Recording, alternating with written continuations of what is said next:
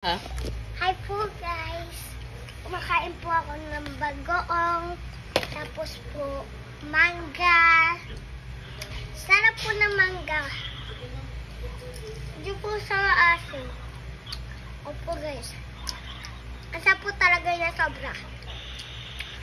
Parang galing po, parang ginawa po sa parang mga masasarap na parang mga bagoong.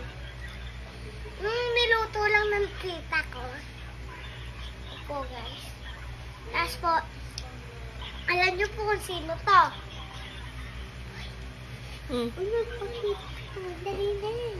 Hi guys! Tita ko po, maganda. Huh? Uy, tatawa ka ba? Hindi ba't ako matatawa? Hi guys. Hi! Ito po yung tita ko.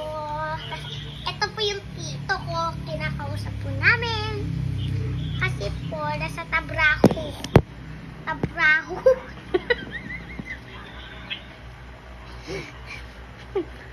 Tapos, Ano po? magpinto ka lang kung ano sasabihin mo sa kanila. Yung Tito Bon, ang baba po ng grades. Kaya yung babies, ay, yung bata sa, yung katulad sa akin, lumalaya, sumasama kay ate, lahat na ginagawa niya. Joke lang. Prank lang. Charis. Visit ka dyan.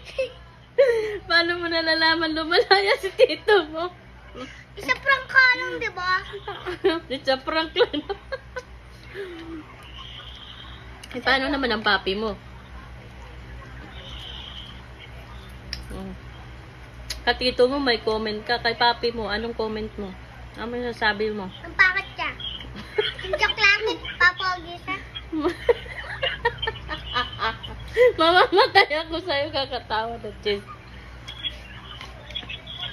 Akala ko ba hindi masarap yung bagoong ko? Mauubos mo na yung bagoong ko. Ha? Masarap. Masarap ba? Gusto mo ipagluto kita ulit niyan? Bukas saan ka kakain? Punta ka dito bukas sa bahay. Ewan ko. Ha? Ha? Huwag ka maganyan, bawal yan. Sexy na ulit ako. Akala ko ba nagda-diet ka? Nagda-diet na ako. Oh, Pero ito lang kinakain ko na. talaga. Tapos bukas, da-diet na ako. Dahil lang kasi ako kumain ng mga. Busog ka dito. Bukas ka pa magda-diet.